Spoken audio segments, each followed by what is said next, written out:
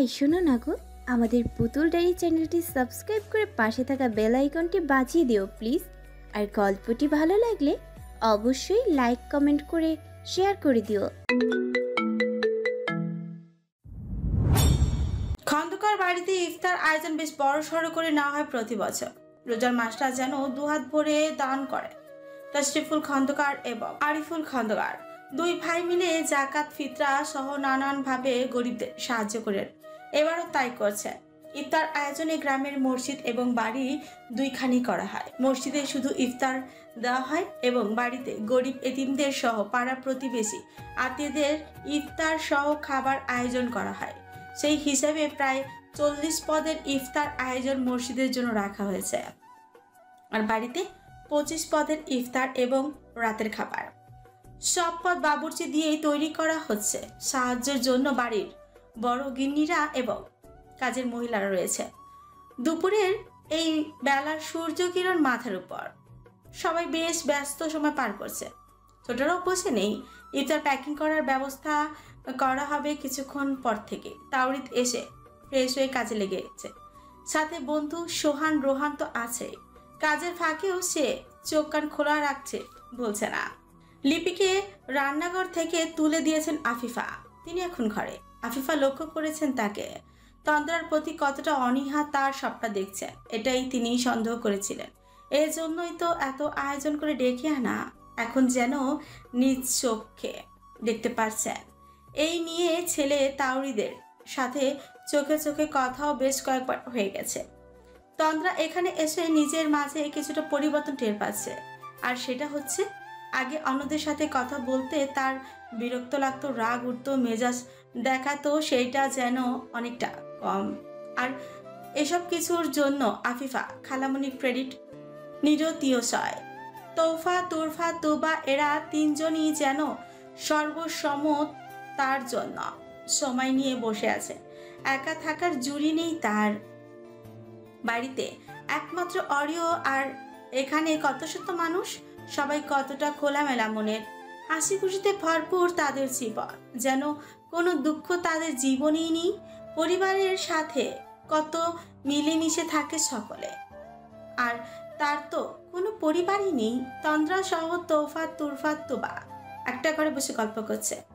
তাদের সাথে অনেকটা সহজ হয়েছে তন্দ্রা। আর যেই তুবা বিড়াল দেখলে ভয় পেত, সেই তুবা এখন অরিওকে কোলে নিয়ে বসে যাচ্ছে। তৌফা কথায় কথায় তন্দ্রা লাইফস্টাইলের কথা জিজ্ঞেস করো। তন্দ্রা এই কথা শুনে আচমকায় চুপ হয়ে গেছে। একে অপরের দিকে ওরা দুই বোন চই করল। এরপর তৌফা উঠে তন্দ্রার গা ঘেঁষে বসে ওর কাজ জড়িয়ে ধরে মুচকি হেসে সরল স্বরে বলল, তন্দ্রা, তুমি এতটা শক্ত খোলসে কেন নিজেকে রেখেছো? তন্দ্রা সহসাই চমকায়, তৌফার দিকে তাকায়। তৌফা আবার বলে, আমরা তোমার সেম ইয়ার, তাই না?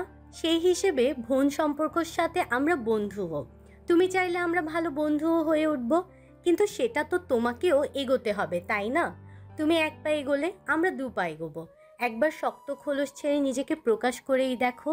আমরা বুঝতে পারছি বাড়িতে তুমি একা থাকো বলে কারোর সঙ্গ তোমার হয়তো প্রিয় না, কিন্তু তন্দ্রা, স্থান এবং কাল বিবেচনা করে নিজেকে প্রকাশ করতে হয়। একটা জিনিস খেয়াল করো, আমরা পানিকে যে পাত্রে যেভাবে রাখি, পানি কিন্তু তেমন পাত্রের রূপ ধারণ করে। তাহলে পানি স্থান বিবেচনা করে নিজের আকৃতি প্রকাশ করে না? তেমনই মানুষ। আমরা চাইলে পৃথিবীটাকে সহজ করতে পারি। পৃথিবীতে কোনো কিছুই কঠিন না। বোন, জীবন একটা মূল্যবান জিনিস। সেটাকে এভাবে ঢেকে রেখে কেন পুরো জীবনটা বিসর্জন দেবে? তোমার অতীত হয়তো পরিবর্তন করা সম্ভব নয়, কিন্তু চাইলে ভবিষ্যৎ সুখের হতে পারে। সামনে একটা পুরো জীবন পড়ে আছে, তোমার, আমার, আমাদের। এখনো কিছুই হয়নি। জীবনের মাত্র একাংশ কাটিয়েছি আমরা। এই জীবনের সঙ্গী হওয়া, আপন পরিবারের হওয়া, নিজের পরিচয় হওয়া, সুখের একটা সংসার হওয়া, সব কিছু পড়ে আছে। আর তুমি এখনই নিজেকে কেন গুটিয়ে রেখেছো? আমাদের সাথে শেয়ার করো, দেখবে হালকা লাগবে। আমরা তোমারই আপন, পর তো নয়। তোফা প্রলম্বিত দম ছাড়লো সম্পূর্ণ কথাগুলো বলে। তন্দ্রা ছলছল নেত্রে সম্পূর্ণ কথাটা শ্রবণ করলো এবং মস্তিষ্কে ধারণ করল। তোফার প্রতিটা কথা সে খুঁটিয়ে খুঁটিয়ে দেখল, যুক্তি দিয়ে নিজেকে নিজেই হাজারো প্রশ্ন করলো। তোফা যতটা সহজভাবে বলল, সত্যি কি জীবনটা ততটা সহজ? এই জীবন কি তার অনেক কিছু পাওয়ার আছে? আছে কি এই জীবনের রং চেনা? বাকি জীবনের রং কেমন তার জানা নেই। কে চেনাবে সেই সাতরঙা রং? তার জীবনসঙ্গী বলেও কি কেউ আসবে? এটা কি সত্যি? কিন্তু সে তো বিশ্বাস করে না এসব। তার বাবা মাকে ভালোবেসে বিয়ে করে ঠকিয়েছে, সেখানে সে জীবনসঙ্গী নামক শব্দটা কি করে বিশ্বাস করবে? আর ভালোবাসা নামক শব্দটাকে কি করে বিশ্বাস করবে? ভালোবাসা বলে কি আদৌ কোনো শব্দ হয়? কই, সে তো কোথাও ভালোবাসা আদৌ খুঁজে পায়নি। না বাবার কাছে পেয়েছে, আর না অন্যদের থেকে। কেউ তো তাকে চেনেওনি। ভালোবাসা কেমন, তার রং কেমন, দেখতে কেমন, তাতে কতটা সুখ আছে। আর সংসার, সেটা কি সত্যি হয়? হলে তার মা কেন পায়নি সংসার? কেন মা সংসার না পেয়ে নিজেকে বিসর্জন দিল? তার মা তো ভালোবাসার কাছে ঠকেছিল, বিশ্বাসের কাছে ঠকেছিল। সে পারবে না এইসব, তাই তো কখনো জীবনে ভবিষ্যৎ নিয়ে ভাবে না। সে এক ছন্নছাড়া মানবী। চোখ থেকে গড়িয়ে পড়তে লাগলো টুপটুপ করে পানি। তুরফা তুবা নিবিষ্ট চোখে চেয়ে এল মেয়েটাকে। তারা যত দেখছে তত অবাক হচ্ছে। কিছু একটা তো আছেই এর জীবনে, কিন্তু সেটা কি? যাই থাক না কেন, সেটা কালো অধ্যায়। সেই কালো অধ্যায়টা তাদের জানতে হবে। তুরফা মাছি তাড়ানোর মতো করে পরিস্থিতি উড়িয়ে দিল। এরপর তন্দ্রার বিপরীত পাশে এসে বলল। সেও তন্দ্রার কাজ জড়িয়ে ধরে প্রফুল্ল চিত্তে এসে বলল, আরে ইয়ার কুল, এ কি অবস্থা? তুমি না চাইলে বলবো না, কিন্তু কান্নাকাটি কেমন? Please Tandra, be normal. আচ্ছা এসব কথা রাখো, তোমার সুবিধা মতো কথা বলি আমরা। চলো এখন কান্নাকাটি বন্ধ করো। বলে তন্দ্রা চোখ মুছে দিল। তন্দ্রা নিজেকে সময় নিয়ে ধাতস্থ করল, নিজেকে সহজ করে বলল, তোমরা খুব ভালো তোফা, তুরফা, আর খালামণি আরো ভালো। তোমরা ধন্য তার মতো মা পেয়ে। ওরা দুজনে ক্ষীণ হেসে একে অপরের দিকে তাকালো। মা পেয়ে ধন্য বলাটা খুবই অদ্ভুত শোনালো। ওরা এবার এসব কথা রেখে অন্য কথা গেল। এরই মাঝে বাইরে থেকে আফিফা ডেকে উঠলেন, বলতে বলতে এগিয়ে আসছে। তন্দ্রা, দেখো তোমার নানা ভাই নানুমণিরা এসেছে, জলদি এসো আম্মা। তন্দ্রাকে আফিফা এমন ভাবে কথাগুলো বলল, তন্দ্রা পুরো শরীর শীতলতায় স্রোত বইয়ে দিল। তো মনে হচ্ছে তার সব আছে। তোফা তুরফা ওকে নিয়ে ঘর থেকে বের হতে দেখতে পেল বেশ কিছু অপরিচিত মুখ। সেইখান থেকে দুইটা মেয়ে ছুটে গিয়ে তন্দ্রাকে জড়িয়ে ধরে বলে উঠল, এটাই তন্দ্রা আপু ফুপি? তোফা তুরফা বলল, হ্যাঁ। এরপর দুইটা মহিলা এগিয়ে গিয়ে বলল, আমাদের লীলার মেয়ে। আফিফা বললেন, হ্যাঁ মা, লীরার মেয়ে। লিপি জ্বলতে লাগলেন তিনি পাশেই দাঁড়িয়ে। তাওরি তন্দ্রার দিকে তাকিয়ে আছে। কতটা সরলতা ওই জেদি মুখটাতে। মেয়েটার অভ্যন্তরের খবর তাকে খুঁজিয়ে বের করতে হবে। চোখের পানিও নজর এলো। তোফা চোখের আশ্বাস দিল তাওরিদের দিকে তাকিয়ে। আফিফা গিয়ে তন্দ্রার হাত ধরে এগিয়ে এনে তার বাবা এবং ছোট চাচার সামনে দাঁড় করালেন।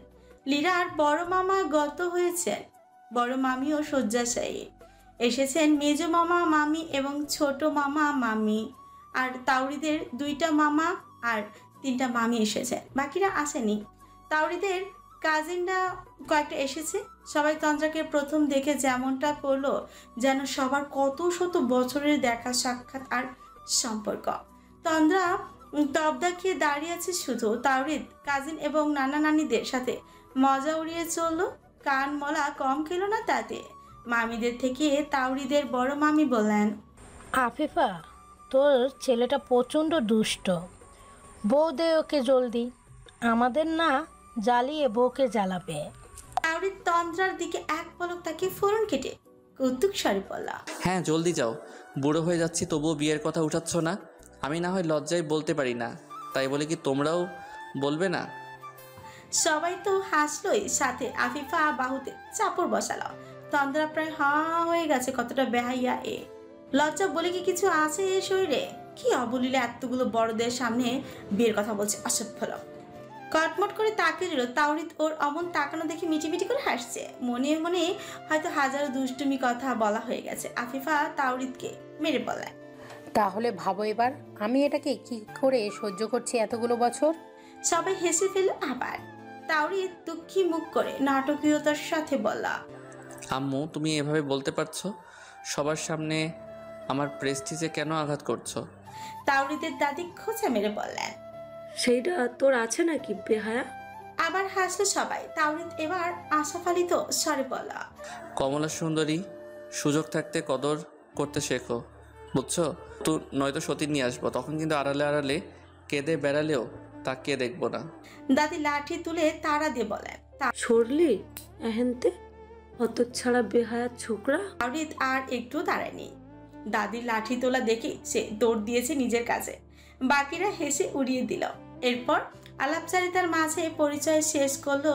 তন্দ্রাকে বেশ সবাই কম বেশি আদর করলো। লিপিকে কেউ তাকিয়েও দেখলো না। লিপি সেইখানে আর থাকেনি। তৌকির সাহেব নেই এখানে, তিনি গ্রামে বেরিয়েছেন সেই সকালে, নয়তো একচোট কুরুক্ষেত্র এখন বেঁধে যেত বোধ হয়। ভাস্করের কিরণ নিজস্বতায় পশ্চিম আকাশে পথ ধরেছে। দুপুর গড়িয়ে চলেছে। খন্দকার বাড়ির ইফতার গোছানো হচ্ছে। লোকসহ বাড়ির ছোটরা প্যাকিং কাজে লেগেছে। বিশাল লম্বাকৃতির বারান্দা সহ ঘরের মধ্যে বসেছে। ঘরের মধ্যে তোফারা বসেছে। তন্দ্রাও আজ খুশি মনে এই কাজে সামিল হয়েছে। খারাপ লাগছে না এগুলো। নতুন নতুন মানুষ, নতুন নতুন অভিজ্ঞতা আনন্দ দিচ্ছে আজ তাকে। ঘরের মাঝে রোহান সহ তাওরিদের কাজিনরা আছে। তাওরিদ নেই, সে বারান্দায় বন্ধুদের সঙ্গ দিচ্ছে। হাতে হাতে সবাই ইফতার তুলছে ওয়ান টাইম প্যাকেটে। গল্পে গল্পে প্যাকেটিং করার সময় তন্দ্রার পাশ থেকে তুরফা উঠে গেল। অমনি কোথা থেকে তাওরিদ এসে তন্দ্রার পাশে বসে পড়ল। সহসা চমকালো তন্দ্রা। পাশ ফিরে তাওরিদকে দেখে তাকালো। ছেলেটা তার পাশেই এসে নির্বিকার ভঙ্গিতে বসেছে। তন্দ্রা এখনো তাকিয়ে আছে ওর দিকে। লুঙ্গি আর টি শার্ট পরে। এই ছেলেটাকে লুঙ্গিতে এতটা হাস্যকর কেন লাগে তার কাছে? অনিমেষ চেয়ে থাকতে দেখে তাওরিদ ঘুরে তন্দ্রার নজরের উপরই নজর বিদ্ধ করল। তৎক্ষণাৎ নীলমণি তন্দ্রাকে টালমাটাল করছে। থক করে উঠল হৃৎপিণ্ড। এই ছেলের অদৃশ্য ক্ষমতা আছে বোধহয়, দৈবাত্য নিয়ন্ত্রণ হারা করতে পারে। তাওরিদের উষ্ঠে চাপা হাসে, চোখে চোখে ভ্রুচে ইশারা করে। জিজ্ঞেস করে বোঝালো কি হয়েছে। তন্দ্রার ভ্রুজোড়া আপনা আপনি সুকুঞ্চিত হলো। দাঁতের দাঁত পিষে আশেপাশে নজর দিল। সবাই নিজেদের মতো কাজ করছে, যেন এখানে যা হচ্ছে সব স্বাভাবিক। তাওরিদ প্যাকেটে ছোলা তুলতে তুলতে ফিসফিস করে পড়ল, রোজার রমজান মাস সংযমের মাস, সো কম করে দেখো একটু। তন্দ্রার শরীর জ্বলে উঠল কথাটি শুনে। তাওরিদ আবার বলল, নয়তো রোজা নষ্ট হলে তো আবার আমারই। আপনি এখানে কেন এলেন? তোমার সঙ্গী হতে। ফালতু লোক আপনি, জানেন? এখন জানলাম। বলি তন্দ্রার চোখের দিকে তাকালো কিঞ্চিত। তন্দ্রার মুখের সামনে ঝুঁকে একই স্বরে পুনরায় বলল, তোমার থেকে। উফ, তন্দ্রার ধৈর্য সীমা অতিক্রম করল। তাওরিদের উপর প্রচন্ড রাগ উঠল। এই লোকের কোনো কথাই কি গায়ে লাগে না? গন্ডাটনা নাকি? তন্দ্রা বিড়বিড় করে বলল সেটা। বলেই তার সামনে থেকে আলু চাপের গামলা নিয়ে উঠে পড়তেই যাবে। তাওরিদ বলে উঠল, এই চুপচাপ বসো, কোথায় উঠছো? আপনার কাছে বসার কোনো ইচ্ছেই নেই আমার। মেজাজ খারাপ করবেন না একদম। আমি বসতে বলেছি, উঠেই দেখো তুমি। তাওরিদের নীরব হুমকি বাণী। তন্দ্রা এতগুলো লোকের সামনে কেন যেন খারাপ আচরণ করতে পারছে না। উপস্থিত সবাই একবার তাকে মিটপিট করে হাসতে লাগলো। তন্দ্রা খুব অস্বস্তি হচ্ছে। সে ক্রোধান্বিত চাপা সারি বলা, গুন্ডার লোক, বসবো না আমি। কি করবেন? তাওরিদ এক সেকেন্ডও দেরি করলো না। তন্দ্রার বাহু ধরে বসিয়ে দিল। তন্দ্রা হতভম্ব বিস্ময়ে তাকিয়ে তাওরিদ এটারও মজা উড়ালো। এটাই চাচ্ছিলে নাকি? বললেই হতো আমার স্পর্শ পেতে। ফালতু অসভ্য লোক বলে কটপট করে দাঁতের শব্দ করলো। তাওরিদ মিটমিটিয়ে হেসে চল। ওকে জ্বালাচ্ছে আর কাজ করছে। তন্দ্রা প্রায় অতিষ্ঠ হয়ে উঠল তাওরিদের জ্বালাতনে। আলু চপের প্যাকেট তুলছে আর যেন তাওরিদকে চিবিয়ে খাচ্ছে। রোজা না হলে বোধহয় বাস্তবিক খেয়ে ফেলত। তাওরিদ টিটপুনি কেটে পড়লা, অল্প করে রাগ দেখাও, পানি পিপাসা লেগে যাবে নয়তো। কথাটা উপস্থিত সবাই শুনেও নিল, কারণ সে জোরেই বলেছে। শুনতেই হেসে উঠল সবাই। তুরফা এতক্ষণ পরে এলো বাইর থেকে। সবাইকে হাসতে দেখে সে বলে উঠল। এই আমি কি মিস করে ফেললাম? বলো বলো, তোমরা হাসছো কেন? রোহান প্রতি উত্তরে বলল, বড় ভাই বলল তোর জন্য একটা ছেলে দেখছে। ছেলে নাকি হিব্বি দেখতে, দাঁতগুলো ফোকলা, চুলগুলো সাদা আর টং দোকানের চা ব্যবসায়ী। সবাই হেসে উঠলো। এটা শুনে তুরফা রেগে গেল। এগিয়ে গিয়ে রোহানের পিঠে জোরে চাপড় দিয়ে পড়ল। রোজা বলে গালিটা দিলাম না, কিন্তু মাইট তো আর রেখে দিতে পারবো না, একটা ফ্রিতে খা। রোহান চেতে উঠে পড়ল, চটপটি বাচ্চা, এই তুই রোজাদারকে মারলি? হ্যাঁ মারলাম, এটা এইভাবে বলে আবার পিঠের উপর চাপড় বসিয়ে দিল। রোহান ব্যথায় উঠে ডোলে পিঠ ডলতে ডলতে বলল, ডাইনি তোর পাপ লাগবো পাপ, রোজাদারকে এভাবে মারছস। তুরফা বেঞ্চি কেটে গিয়ে বসলো জায়গা নিয়ে, যেন তার কিচ্ছুই এলে গেল না। বাকিরা হেসেই চললো ভাই বোনের খুনসুটি দেখে। তোফা তুরফার থেকে রোহান 2 বছরের বড়, তাই ওরা তুই করেই সম্বোধন করে একে অপরকে। সোহান রোহান যেমন স্ত্রী ও বোনের মতন তোফা তুরফাকে দেখে, ওরাও তেমন তাওরিদের মতো করেই ভালোবাসে। তাওরিদ সোহান রোহান ও তুবাকে তোফাদের মতো করেই ভালোবাসে। মিলেমিশে একসাথে যখন থাকে সব দেখে তখন কনফিউজ হয়ে যায় কে কার কেমন ভাই বা বোন। রোহানের থেকে সোহান বছর 3 বড়। তন্দ্রার ঠোঁটে চাপা হাসি। তাওরিদ ঘুরে তাকিয়ে দেখলো তা। এই হাসিটা হৃৎপিণ্ডে আঘাত করেছে বারংবার। মেয়েটা যখন প্রাণ খুলে হাসবে তখন কেমন লাগবে দেখতে ইচ্ছে হলো। তাওরিদকে তাকিয়ে থাকতে দেখে বিরক্তিতে আবার ভ্রুজোড়া কুচকে জায়গা করলো। অরিও তাওরিদের শরীর ঘেঁষে শুয়ে আছে। এইটা দেখে আরো রোষবিষ্ট হচ্ছে সে। তার প্রিয় জিনিসের ওপর দখলদারি তার একটুও পছন্দ না। ইফতার গোছাতে গোছাতে বেলা শেষ হইল। তাওরিদ দায়িত্ব নিয়ে সব ইফতার গাড়িতে তুলিয়ে নিচ্ছে। দেখতে দেখতে এখন তাকে পাক্কা দায়িত্বশীল লাগছে। সেটা গিরগিটি সময়ে স্থান ভেদে রং পাল্টায়।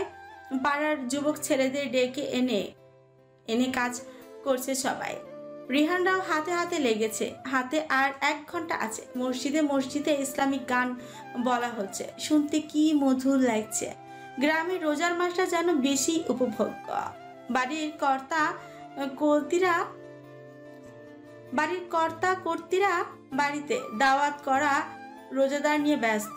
তাওরিদরা মসজিদের জন্য যাবে। পরনে তার সাদা পাজামা পাঞ্জাবি, মাথায় সাদা টুপি, শরীরে আতর দিয়েছে একদম স্নিগ্ধ পুরুষ। তাওরিদরা চলে গেল বড় খন্দকার বাড়িতে। হুলস্থুল পড়লো আত্মীয় পাড়া প্রতিবেশী নিয়ে। কাজের লোক সহ ছোটরা বড়রা নাজেহাল হচ্ছে। সময় মতো সব গোছাতে তৎপর। সময়ের সাথে সাথে ইফতার সময়ও শেষ হয়ে গেল। ইফতারের পর খাওয়া দাওয়ার জন্য আবার শোরগোল শুরু হয়েছে। তৌকির সাহেব আর লিপি এখানে বেশ সুবিধা করতে পারছে না। তৌকির সাহেব যেন লীরার মামাদের থেকে পালিয়ে বেড়াচ্ছে। জবাবদিহির জন্য নাকি নিজ কর্মর অপকর্ম লুকাতে, তা তিনি ভালো জানেন। লিপিকে আগে থেকেই লীরার মামারা পছন্দ করতো না। লীরার কারণে বাড়িতে উঠতে বসতে দিল। ভাগ্নি মারার পর ভাগ্নি স্থান যে লিপি দখল করেছিল, এটা ছিল মামাদের কাছে রহস্য। কখনো এসব গেটে উদ্ঘাটনও করেনি। তার কারণ লীরার সাথে পালিয়ে বিয়ে করার পর সম্পর্ক ছিন্ন করা ছিল। তাছাড়া তৌকির সাহেবের উপর রাগ ক্ষোভ তো ছিলই। তৌকির সাহেবও কিঞ্চিত হলেও নিজেকে আড়াল করতে চেয়েছিলেন বলে লিপিকে বিয়ে করে তন্দ্রাকেও আর কখনো কারোর সাথে পরিচয় করাতে দেয়নি। বলা বাহুল্য, লীরা মারা যাবার পর তৌকির সাহেবও লীরার নানার বাড়ির সম্পর্ক ছিন্ন করেছেন। আর নানার বাড়ির মামারাও ক্ষোভে দায়ী দিয়েছে।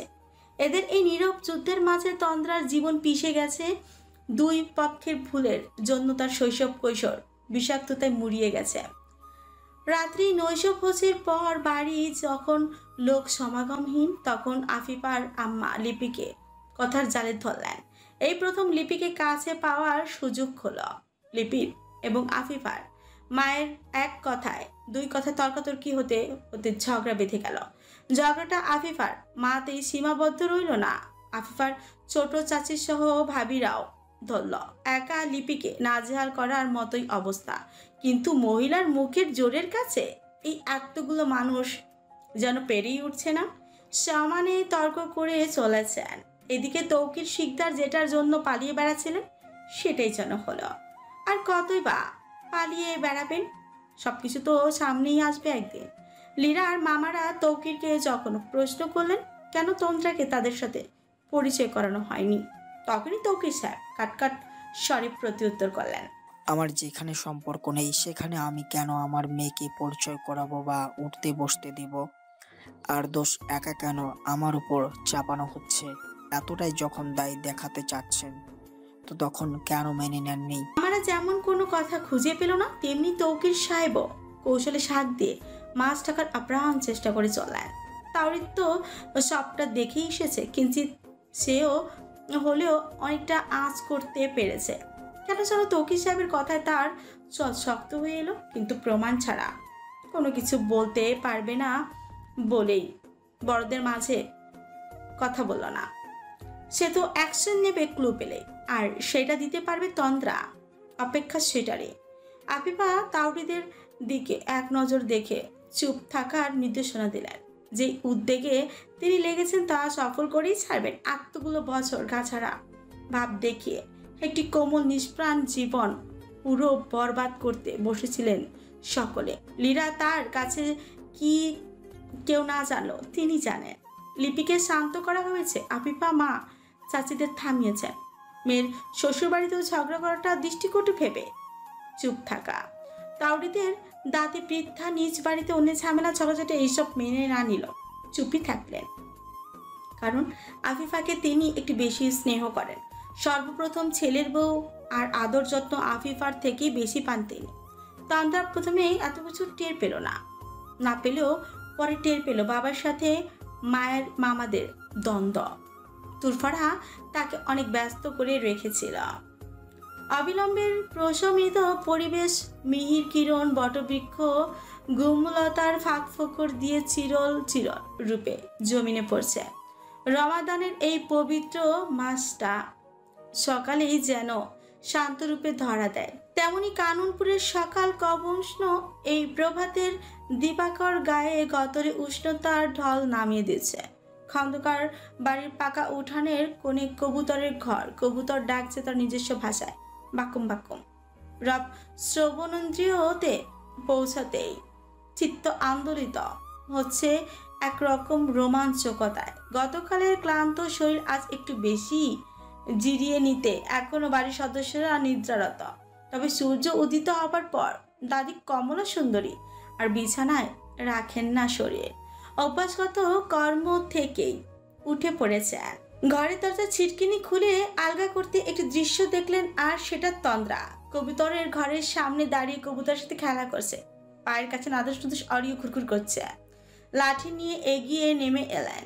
সে একাই, আর কেউ চোখে পড়ল না। লাঠির ঠুকঠুক আওয়াজেই তন্দ্রার বিভ্রম কাটে। ঘুরে তাকিয়ে দেখলো দাদিকে। স্বভাব সুলভ রসকসহীন বদনে চেয়ে থেকে সালাম দিল। দাদি সালাম নিয়ে তন্দ্রাকে কিছুক্ষণ ধরে পর্যবেক্ষণ করলেন। মেয়েটিকে তিনি আজ অভিনিবিষ্টে অবলোকন করে দেখলেন। একদিন হয়ে গেছে আসা, আর এসেই মেয়েটার স্বভাব কেমন জেদি লেগেছে। রসকসহীন বদন শ্রেয়, মুখে কোনো হাসি মুখ খুশি নেই কোনো চঞ্চলতা। এই বয়সের মেয়ে হবে হাসি খুশি, দুরন্তপনা ঘরে বেঁধে বসিয়েও রাখা যাবে না। অভিভাবকের ধমকে দিন পার হবে যেন উড়ে বেড়াতে পারলেই শান্তি। আর সে মুক্ত বিহঙ্গিনী না হয়ে এমন ঘর কোনো ব্যাংক কেন? 3টা নাতনি তো তারও আছে। দাদির প্রচুরা সুকুঞ্চিত হলো ভেবে তন্দ্রার পুরো শরীরের দিকে এবার নজর দিলেন। কেমন রোগা পাতলা শরীর, দেখলেই যেন মনে হবে তন্দ্রার শরীরে হাজার বছরের অসুখ পুষিয়ে রাখা শুকনো শরীরের রসের কোনো বালাই নেই। ঢিলে ঢালা একটা 3 পিস পরনে, চুলগুলো এলোমেলো, মুখটা ফর্সা হলেও চাপা, চোখেও যেন রাজ্যের অসুস্থতা। দাদির এভাবে খুঁটিয়ে খুঁটিয়ে দেখাটা তন্দ্রার অস্বস্তি বাড়িয়ে দিল আরও 4 গুণ। কোনো কথা বলতে পারছে না বৃদ্ধাকেও। তার কেমন কাঠখোট্টা মনে হয়েছে। যদিও নাতি নাতনিদের সাথে সে খুবই মিশুক, তবুও তার সাথে ততটা কথা বলেনি। দাদিকে কিছু বলতে নেবে দাদি বললেন, ছেড়ি তোমার কি কোনো ব্যামো ট্যামো আছে নি শৈলে? তন্দ্রা ফরকালো কিঞ্চিত। দাদির এমন প্রশ্ন আশা করেনি। তন্দ্রাকে মুখ খুলতে না দিয়ে তিনি আবার বললেন, গায়ে গতরে এতটা ভাঙা হইলে হইব? শৈলে তো কিছুই নাই, স্বামীর ঘর করণ লাগবো না? তন্দ্রা এবারও আরো ভরকালো। অসুখ অব্দি ঠিক ছিল, কিন্তু এখানে স্বামীর ঘর করার সাথে তুলনা কিসের? আনারি তন্দ্রা ভ্যাবলার মতো চেয়ে থেকে প্রশ্ন করেই বসল। বুঝলাম না দাদি। দাদির জন্য চরম বিরক্ত হলো, কাটকাট স্বরে বলল, আজকালকার ছেড়িরা তলে তলে 16 আনা, আর কিছু কইলেই এমনটা ভাব দেখায় যেন ভাজা মাছটাও উল্টা খাইতে পারে না। দাদি যেন চূড়ান্ত বিরক্ত হলেন, কাটকাট স্বরে বলেন। তন্দ্রার বোধগম্য হলো না দাদি কেন হঠাৎ এমন বলছে, আর কেনই বা এই ধরনের কথা এলেন। সে তো কবুতর দিচ্ছিল নীরবতার সাথে। দাদি এবার আসল ভাবার্থ বুঝালে বলেন, বলি স্বামীর মন পাওয়ানোর লাগি তো শৈলেরও দরকার পড়ে। তা তোমার যে শৈল, এইটাতে স্বামীর মন কেমনে জুগাইবা শুনি? কি অবস্থা শৈলের? খাওন দাওয়ার নাই নাকি? বুকে চুকেও তো কিছু দেখি না। বিয়ার পর পোলাপাইন বা পালবা কেমনে?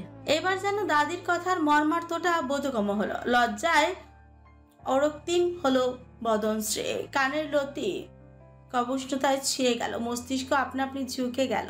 এই বাড়ির সবাই কেমন লাগাম ছাড়া কথা বলে, আর দাদিও তো মনে হচ্ছে ওই গন্ডার লোকটার থেকে বেশি। তন্দ্রাকে লজ্জা পেতে দেখে দাদি কিছু বলবে তার আগেই শ্রবণে এলো, তুমি থাকতে চিন্তা কিসের কমলা সুন্দরী?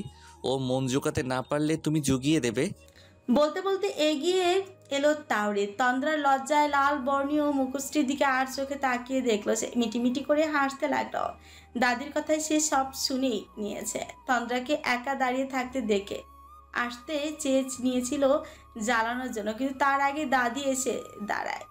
তাই সে না এসে দুজনের কথা শুনতেই থাকে। বিষয়টা দাদির তন্দ্রার প্রতি মনোভাব যাচাই করতে মূলত আড়াল হওয়া, কিন্তু এসব লাগামহীন কথা সে আশা করেনি। তন্দ্রা মুখ তুলে তাকালো তাওরিদের দিকে। এই মুহূর্তে বলা কথাটা তন্দ্রা ধরতে পারল না, কিন্তু তাওরিদ সব কথা শুনে ফেলেছে নাকি।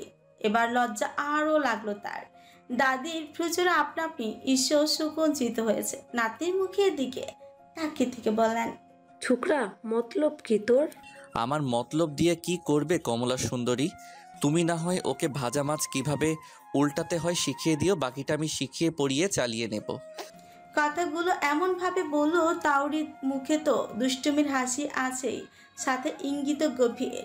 এবার যেন দাদির বোধগম্য হলো। চুপ ছোট ছোট করে তাকে লাঠি তুলে বাহুতে একটা মাইল বসালো। আফিফা মাত্রই উঠেছেন, তার উদ্দেশ্যেই ডাকলেন, বড় বউ, বড় বউ। তাওরিত মায়ের দিকে তাকিয়ে কিছু যেন বলল। আফিফা সঠিক ধরতে না পেরে শাশুড়ির দিকে এগিয়ে এসে বললেন, কি হয়েছে আম্মা? তোমার পোলা কি কয় এগুলান? আফিফা তাওরিদের পানে এবার তাকালেন, এরপর তন্দ্রার দিকে। আসল কথা তার জানা নেই, কিন্তু বুদ্ধিমতী আফিফা আজ করতে পেরে বললেন, এই বিষয়ে পরে কথা বলবো আম্মা। তন্দ্রা শুধু ফ্যাবলার মতো ছেড়ে এলো। প্রথমে দাদির আজ গভীর কথা, তারপর তাওরিদের এমন গভীর ইঙ্গিতপূর্ণ কথা, এখন আবার আফিফা খালামণি, সব মিলিয়ে তার মস্তিষ্কে জট পেকে গেল। এদের উদ্দেশ্যটা কি সঠিক জানা নেই তার। কিছু বলতেও পারলো না। রাগ উঠলো তাওরিদের উপর। রোজবিষ্ট নজরে তাওরিদের দিকে তাকে ফুঁসতে লাগলো। দাদি আর কিছু বললেন না। তিনি তাওরিদের বাহুতে আরেকটা থাপ্পড় দিয়ে বললেন, হতচ্ছাড়া বেহায়া ছোকরা। বলেই চলে গেলেন বাথরুমের উদ্দেশ্যে। আফিফা তন্দ্রাকে বললেন, ঘরে যাও আম্মা, রোদ উঠেছে উঠোনে। তন্দ্রা এক পলক তাওরিদের দিকে তাকিয়ে অরিওকে কোলে নিয়ে চলে গেল। তাওরিদ এবার শব্দ করে হাসল। আফিফাও ছেলের বাহুতে চাপড় দিয়ে বললেন, দিন দিন ফাজিলের ঊর্ধ্বে চলে যাচ্ছিস। তোর এই ফাজলামির জন্য আম্মা না আবার বেঁকে বসে। ব্যাকে কেন বসবে? ছেলে বউ তুমি আনবে, সংসার আমি করব, আর সতীন আসবে তার। বলে দিও তাকে আমার সমস্যা না হলে তারও যেন না হয়। আফিফা আবার চাপড় দিলেন। তাওরিদ হাসতে হাসতে চলে গেল। রচিদের একে একে ঘুম ভেঙে গেছে। ঘরে বসেই ছিল। তাওরিদকে হাসতে হাসতে ঘরে ঢুকতে দেখে চোখ ছোট ছোট করে তাকাল। কাল থেকে এই বেয়াদবটাকে তাদের কাছে রহস্যজনক মনে হচ্ছে। শুধু ব্যস্ততায় ধরা হয়নি, এখন সুযোগ পেয়ে কেউ আর ছাড় দিল না, একেবারে বগল দাবা করে ধরল। রোহান সোহান হাসছে শীর্ষে। তাওরিদ কিছুক্ষণ বন্ধুদের নাচিয়ে নিল, এরপর সবটা খুলে বলল। রিহানরা সব শুনে হয়ে গেল। রিহান বলে উঠল, ওরে শালা, তলে তলে টেম্পো চালিয়ে দিচ্ছিস। সাব্বির ওর মাথায় চাটি বসিয়ে বলল, এসব কি ভাষা শালা? আরে থাম বেয়াদব বেটা, লুকাইলেও কান আমাগো থাইকা। রোজি বলল, না। তাওরিদ নির্লিপ্ততার সহিত বলে শুয়ে পড়ল ঠাস করে। এরপর না জানার কারণও বলল ওদের। সবটা শুনে সবার মাঝে নীরবতা বিরাজ করলো, দুঃখী মুখ যেন পরিলক্ষিত হলো। কাল রাতে তাওরিদের নানানিরা চলে গেছে, কাজিনরাও চলে গেছে। এতগুলো লোক এখানে রাতে আর থাকেনি। ঈদের দাওয়াত করে গেছেন নানারা। তৌকির সাহেব আর লিপির সাথে পরে আর কোনো কথা হয়নি তাদের। কিন্তু তৌকির সাহেবকে আফিফার বড় ভাই নীরব হুমকি দেবার মতো করে বলে গেছেন তন্দ্রাকে যেন না আটকানো হয়। তৌকির সাহেব কোনো কথাই বলেনি, সম্মতই যেন ছিলেন। দুপুর হতে হতে ছোটদের ঈদের কেনাকাটার প্ল্যান হয়ে গেল। আজ 29 রোজা, সেই হিসেবে বাকি সব কেনাকাটা কমপ্লিট করবে ভাবনা। যদিও আগে কেনাকাটা হয়ে গেছে, আবারও তাওরিদও গতকাল সবার জন্য ঈদের পোশাক এনেছে। কাল লোকজনের বাড়ি এবং ব্যস্ততায় এসব কিছুই দেখা বা দেয়া হয়নি। তাই তোফা তুরফা আর মাকে ডেকে সবটা বুঝিয়ে দিল। কার কোন জিনিস সবটা দিতে বলল। তোফা তুরফা তুবা আর তন্দ্রার জন্য সেম গ্রাউন্ড, কিন্তু কালার আলাদা। তুরফা এত সুন্দর আরও একটি গ্রাউন্ড পেয়ে চিল্লিয়ে মাথায় কোলো ঘর। তন্দ্রা নেই এখানে। এরপর সব প্যাকেটের মাঝ থেকে র্যাপিং করা একটি প্যাকেট সে সঙ্গোপনে সরিয়ে ফেলেছে। সেটা আফিফার নজরে পড়েছে শুধু। তিনি কিছু আর জিজ্ঞেস করলেন না। ছেলের পার্সোনাল ব্যাপার, বলার হলে নিশ্চয়ই তার থেকে অন্তত লুকোতো না। তন্দ্রাকে নিয়েই শহরে যাবে তোফারা। আফিফা তাওরিদের উপর সব দায়িত্ব দিয়ে দিয়েছেন। তাওরিদের বন্ধুরা যাবে কেনাকাটা করতে, ইফতার পর যাবে ঠিক করলো। বাড়িতে ঈদ আমেজ লেগে গেছে। লিপি আফিফাকে তার মায়ের বাড়ি যাবেন জানালেন। তন্দ্রাকে নেবার কথা বলতে বিরক্তিতে লিপি চোখ কুচকে ফেলেছে। আফিফা সেটাও দেখলেন। তন্দ্রাকে দোনামোনা মন আর অনীহা নিয়ে আফিফার সামনে ন্যাকামি করে জিজ্ঞেস করলেন, নানা বাড়ি যেতে চাও? তন্দ্রা পারে না কঠিন কথা শুনিয়ে দেয়। চোয়ালদা শক্ত করে তাকিয়ে থাকে, যথাসম্ভব স্বাভাবিক স্বরে উত্তর দেয়, আমার ইচ্ছে নেই বলেই চলে যায়। আফিফা তাকিয়ে থাকে। তৎক্ষণাৎ লিপি বলে উঠলেন, মেয়েটাকে আপন করতে চেয়েও আপন করতে পারিনি আপা। দেখলে কতটা অনীহা আমার উপর তার। সারাদিন নিজের মতো করে একলা থাকবে, কোনো কথা বললেও শুনতে চায় না, একটা জেদি হয়েছে। আফিফা লিপির মুখের অভিব্যক্তি ধরতে পারলেন যেন। এই হচ্ছে নিজ কর্মে তন্দ্রার উপর চাপিয়ে দিয়ে দোষী করা মহিলা। এতদিন যে ভালো মানুষই ভাব দেখিয়েছে, আজ যেন সব পরিষ্কার হলো। এখন সত্যিটা তন্দ্রা বলবে। লিপির কথার কোনো উত্তর করলেন না, শুধু বলেন, তুমি একাই যাও, ও বিকেলে কেনাকাটা করতে যাবে। অতিরিক্ত আদরটা লিপির এইটুকুই পছন্দ হচ্ছে না। আফিফার উদ্দেশ্য যেন তার কাছেও স্বচ্ছ পানির মতো হয়ে গেছে। এটা নিয়ে তৌকির সাহেবের সাথে কথা বলবেন ভেবে এই বাড়ি থেকে আপাতত বের হবেন। মহিলা এত চালাক, আফিফা কি ধরতে পেরেছেন?